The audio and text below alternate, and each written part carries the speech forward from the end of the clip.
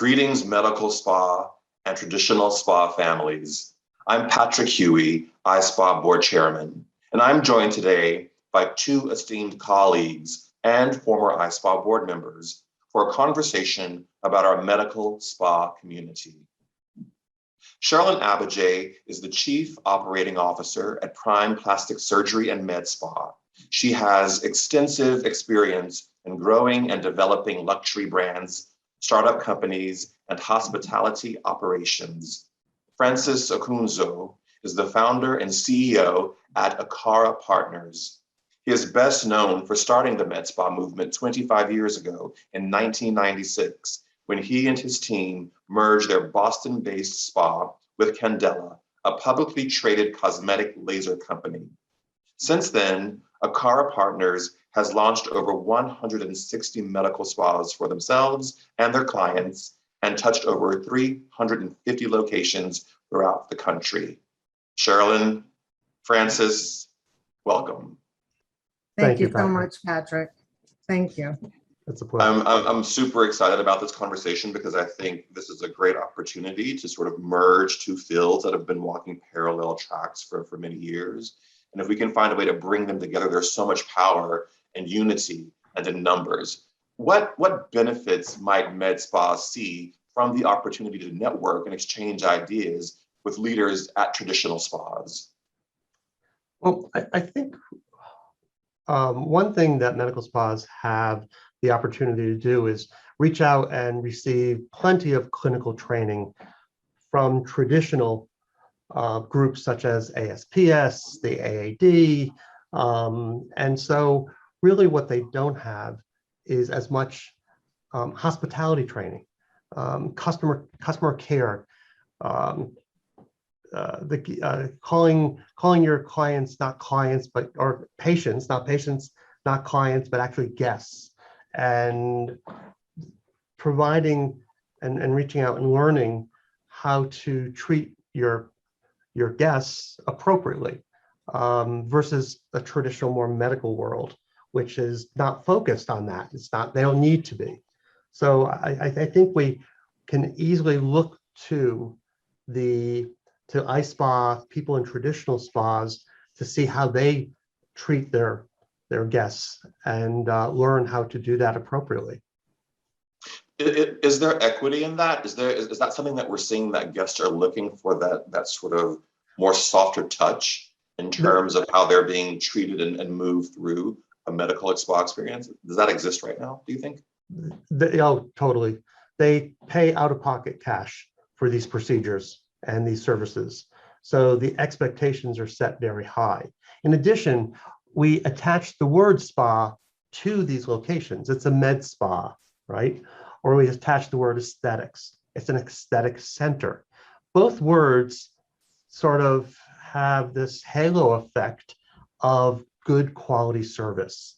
And the physical plant itself needs to be warm, welcoming, and comfortable. And that expectation is there. People can decide, do I go to your location or to the person down the street? There's not insurance saying where they have to go for these types of services. It's their choice. So Sharilyn, you've come from a very traditional spa background quite recently, and you've really sort of navigated your way through this transition into a medical spa environment.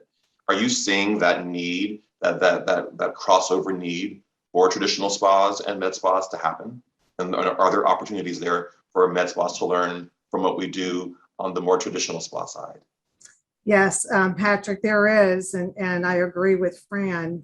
There is a very, it would be an interesting conversation of engagement between a med spa staff and a traditional spa staff. The med spa staff is more focused on procedure, regulation, and safety. Not that the traditional spas aren't concerned about that, but they're more of an experiential type of environment. So today, one of the reasons why I'm here in Southern California is because of my hospitality training, because of the traditional spa training, where there is a need to elevate the patient experience. Now, they will always use the word patient. And I also have the opportunity to work with a lot of plastic surgeons. So they are going to say patient rather than guest. However, you can exercise the behavior of treating that patient as a guest. So I think that's where the med spa sector can really learn from the traditional spa of how to elevate that patient experience, how to adapt those experiential soft touches and touch points and ambiance to make the patient feel more comfortable. Mm. And so when you say that, Sharilyn, in my mind, I think I'm going to a med spa and everything's going to be in white. There's going to be sterile floors, fluorescent lights in the ceiling. I'm going to be on a table with like a traditional medical table with like the sheet of paper that covers everything. Where in those sort of physical layout gestures that we expect when we go to something that's called medical, where can those things shift to look more, feel more like a more welcoming, warming spa experience? And can they shift? After Sharilyn and Fran, I'll come to you with the same question. Yes, so there are some simple amenities that you can add into the experience in a med spa. Now, keep in mind that the staff are RNs, NPs, PAs, the oversight of a medical director or a plastic surgeon or a physician. You are always going to have that medical regulatory standards that you have to abide by. Most of the nurses come from hospitals. Let's all be honest. They all have very good bedside manner, but that's how they're trained. So where ISPA can help and the ISPA community is to help them bring in those soft comfort touches. And we have now started in our med spas. So we have plush amenities, i.e. linen. Okay, let's just start there. I know it sounds like ground basic 101 spa, but you have to remember that that isn't the focus of the med spas traditionally. So we have candles, we have aromatherapy. Yes, your physical environment should be more inviting, soft, more natural. But when you step into the actual clinical room, there are standards that you have to meet, right? You have to. So when we have a patient on a cool sculpting machine or an M-Sculpt Neo, one of these devices where you're going to be on for body contouring 30, 50 minutes. We have headsets now where we're playing new age music instead of watching, Real Housewives of, Beverly Hills. We have meditation, we have rainfall, we want them to keep them in the mode of relaxation and rejuvenation, because let's all be real honest. When you go to a doctor, there's a high anxiety. And even when you go to a med spa, you're going to be stuck with needles, even though, if you're coming in for filler or Botox or whatever, there is a sense of anxiety. So it is a benefit to the med spas to learn from the traditional spas of how we can incorporate what the traditional spas do in terms of the guest experience into patient care. Fran, what's your thought on that? Yeah, I totally agree with what Sharilyn is saying. In addition, though, let's start at the front of the house, the retail setting, right? There's not a lot of business intelligence built up in the medical spa world about how to be a great retailer. There is that business intelligence built up in the world of ISPA with all their great vendors and how to merchandise properly and how to be a retailer that instead of 100,000 a year, they do 250,000 a year because of counter cards and shelf talkers and all the other things that you can do with retail to increase their sales. So, that knowledge is a great, a transfer of knowledge on being a better retailer. Something that's already been done, but it's done haphazardly, is the refreshments in a waiting room, and having a private waiting room, not having people sit up front where there's HIPAA issues and patient privacy issues when people are sitting right there and the front desk is 5 feet away or 3 feet away, and you're hearing everything about somebody's procedures or services and how much and everything else, which is being overheard. But creating private waiting spaces, having fruited water, having teas, a variety of teas, and fresh fruit or whatever you may put out, is not the mindset of a physician's practice, right? It is the mindset, though, of any spa, whether it be a day spa, a destination spa, a resort spa. So there is a beginning of some business intelligence being transferred over in the direction of going over to the med spa world, but there's still so much more. And whether it be from the retail aspect to the refreshments to the use of what fabrics are being utilized, what treatment. I'll tell you something. When you said earlier, we have been involved in 160 locations, launching them. Not one of them have we ever purchased a table from a medical supplier. Every one of them is from a spa supplier. Those are very comfortable chairs. They're very functional chairs that go into our medical spas and our aesthetic medical practices. So there's that transference of knowledge. So there's a lot of vendors currently out there that could be servicing the medical spa industry, not just the spa industry. So how we create the environments, how people interact with the environments, whether it's hard surfaces, soft surfaces, rough surfaces, or smooth silk type surfaces. That's all very important to a brand, right? And you create your brand, you envision your brand, and then you infuse the brand into the interior design of a location. And are you building a clinic? Are you building a med spa? And it should be very different. So, you know, I think you and Sharilyn have both brought up some really thought-provoking points, and I think about how we approach it in the spa world. You mentioned retail, and I think we in the spa world look at retail as a very important part of the business, to help drive profitability, but also we know in spas that retail is a strong component to keeping guests loyal to your operation, in addition to the fantastic therapists and services they receive at your spa. But you talk about the experience of the environment.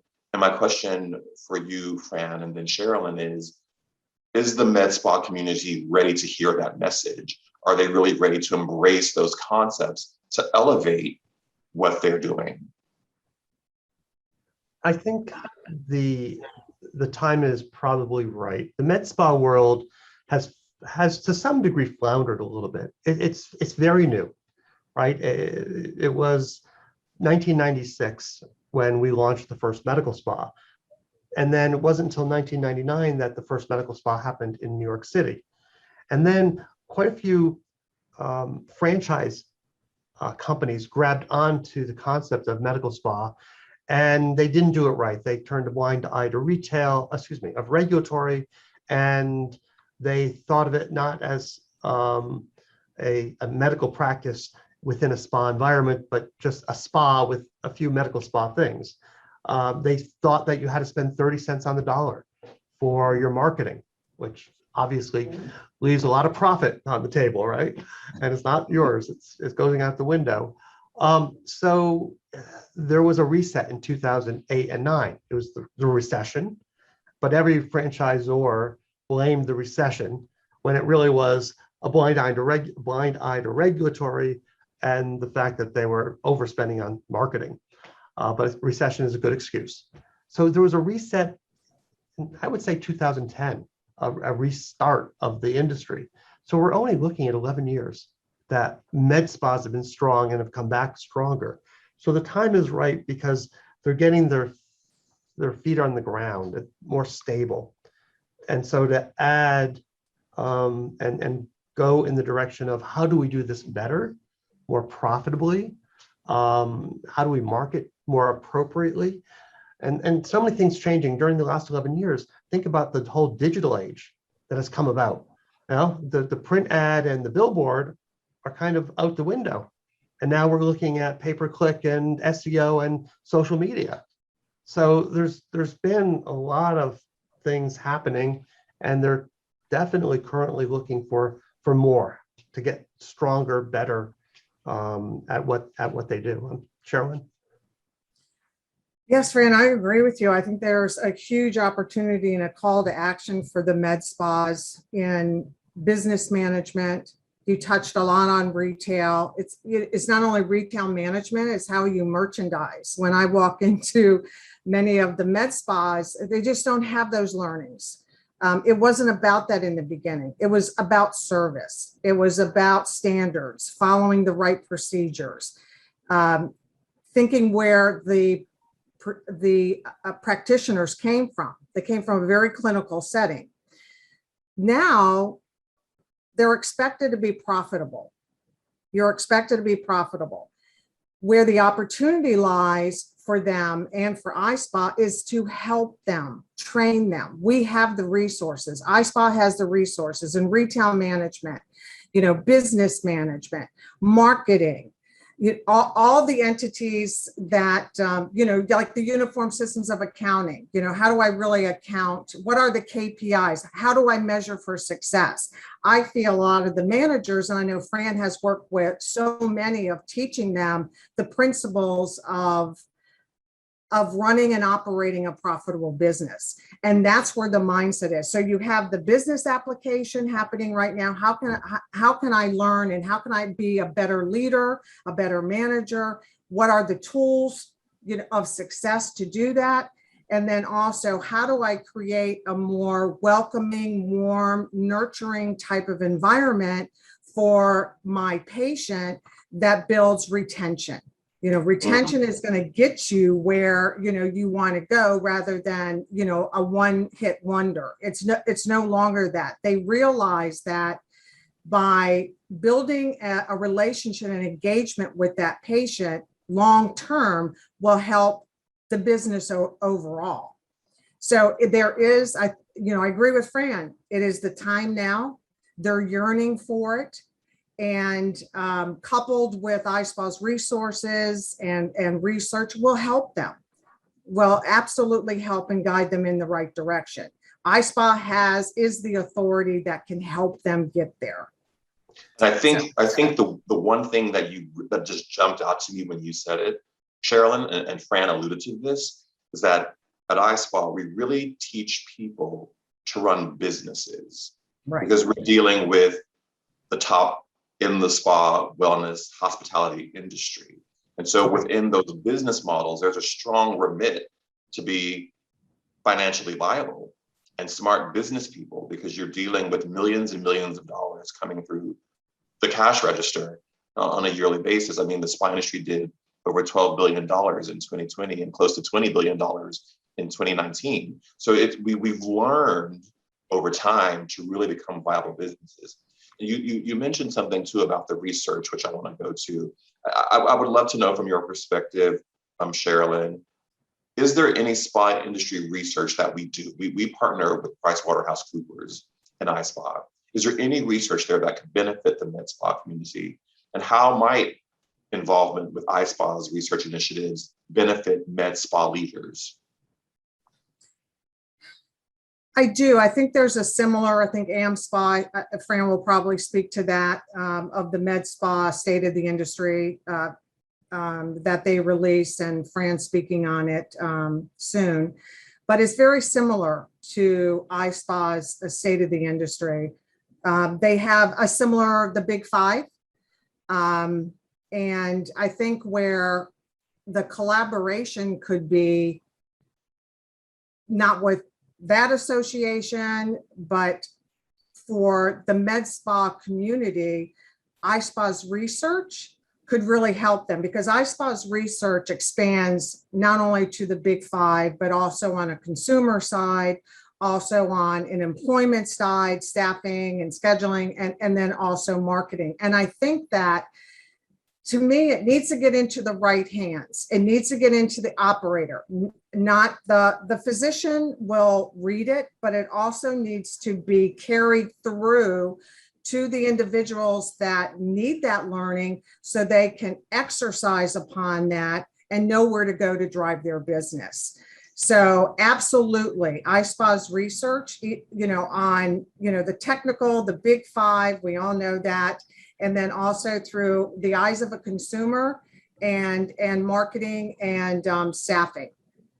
You mentioned the big five, and for those who are watching who may not know what that is, in the big five, we look at number of visits, we look at number of locations, we look at total revenue generated by our industry, we look at the guest spend of our industry, and we look at the number of people who are employed by our industry. And these are great baseline metrics to help you have proper KPIs for your business. One thing that I look at in my spas is the guest spend, because that's really an important number in terms of how we grow our business. So thank you for mentioning. One thing that I do want to add, Patrick, is for me, it was always helpful to know the benchmark. How am I comparing myself to my fellow colleagues? And I think that is an important metric. And then coupled with what I think would really benefit the MedSpa community and the ISPA community is the snapshot surveys. So you have peer-to-peer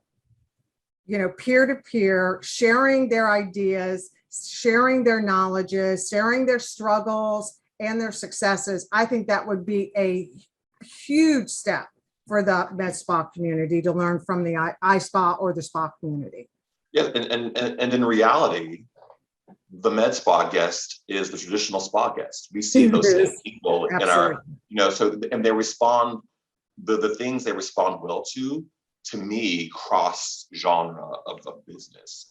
Fran, what's your thought on the idea of the sharing of the research and the importance of the research that could assist the MedSpa community? As Sharilyn was talking about the research and the importance of sharing that research, I was also thinking from a business standpoint, the level of similarity between a medical spa, a day spa, a destination spa, a resort spa is incredible. We all take phone calls and take reservations. We all check people in, we all check people out. We all have people go and sit in a waiting area. From there, they go and are taken to a private space to have some type of procedure or service. We then have the marketing side. We're reaching out probably to a lot of the same people, but we're reaching out the same ways to draw those, convert the leads into clients, into patients, and whatever it may be. So for ISPA to support the business side, and especially through research, we're doing all the same things. Mm-hmm. It's not as if there's anything different, except for the fact that our MedSpa services skew more clinical, more medical, right? But a lot of the services are the same that you find in a spa, whether it be a hydrofacial, a chemical peel, those things are just very similar. And we just take it another notch and bring it up to injectables and or laser procedures. Instead of using a hydrofacial device, we're taking it up to a medical device and providing a laser facial type of thing. So I think because of that, turning to the research, it's easy to tie it together. And or looking at existing research is actually applicable. But it would be great to have some benchmarks on per guest spend and things of that nature. Obviously, MedSpa services are quite a bit more expensive. So when we look at the dollars, we'd have to break out MedSpa differently than traditional facials and massages and things of that nature, which you're looking at anywhere from $85 on the low end to $225, $250 on the high end. In a medical spa, you're looking at probably $125 on the low end for the basic clinical facial to 5,000, 6,000. You get into plastic surgery, 25,000. But let's put surgery aside and stick with the non-surgical. 5,000 for cool sculpting is not unusual, and things of that nature. So that would be the only difference, would be the price point, more than anything else. And that would be the one adjustment in research that would have to be done, is to ask those questions separately, but can easily be done, I would think. Yeah, and I think what the snapshot surveys give us, and the Big Five give us within the spa community, the snapshot surveys give us a real understanding of what the business is of a particular moment in time, and they're in real time, so they happen monthly usually. That those Big Five really give us a window into consumer spending, a lot of how the consumer thinks. And again, it's the same guest, because it's all considered discretionary spending. So it's really the same guest, and it really, that Big Five has really helped elevate and professionalize the spa industry. One last question before we go for both of you. I'll start with you, Fran. At a time when guests have likely never been more mindful of their health and well-being, how might med spas benefit from being part of an ISPA community that is increasingly expanding the idea of how spas can help people achieve their health goals? I think, especially from the standpoint of mental health, med spas offer a tremendous amount. I remember when I went from the world of spas, which I was in for 10 years, traditional spa, day spas, resort spas. I went and destination as well. I went from there into the world of medical spas, launching their first medical spa in 1996. I felt like I sold my soul to the devil. I was like, oh no, what we do is holistic and wonderful and all of those things. And then after about 3 months, I realized that I didn't sell my soul to the devil. I actually have stepped into this world that changes people's lives, gives them self-esteem, gives them confidence. These are very important to good mental health, right? And so it was a massive aha moment for me when that occurred, when I watched people, more women, mostly, a few men, cry than ever before in my world being in spas, because of what just happened to them was life-changing. So I think tying in to that self-esteem and confidence aspect, to the well-being aspect, the health and well-being aspect of iSpa would be very important, and to understand how that can tie. That's beautiful. Sharilyn?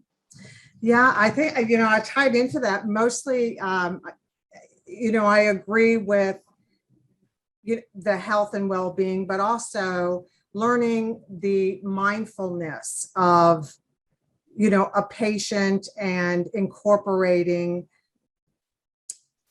techniques that will help a patient, because I'm going to position it more of the med spa incorporating or using what the traditional spas do, right? So, in that environment is incorporating some of the mindfulness, the caring, what Fran spoke about on mental health and well-being. And that's where the med spas, because they are, and I'm going to say it again, they're very, very procedure driven, safety, regulation.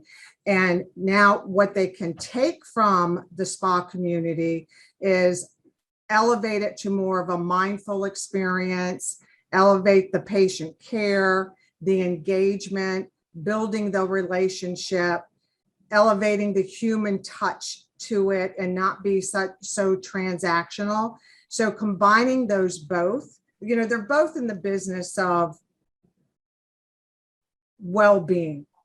And consumers going to go, just like you said, Patrick, there's a lot of integration now.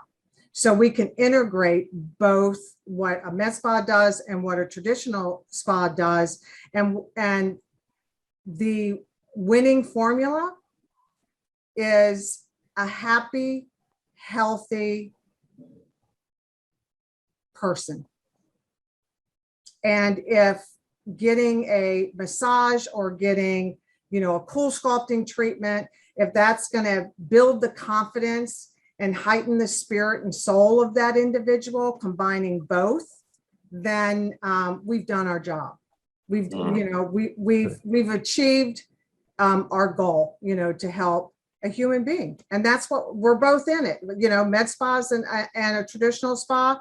The ultimate goal and outcome is to help that individual feel better about themselves mentally, spiritually, and body.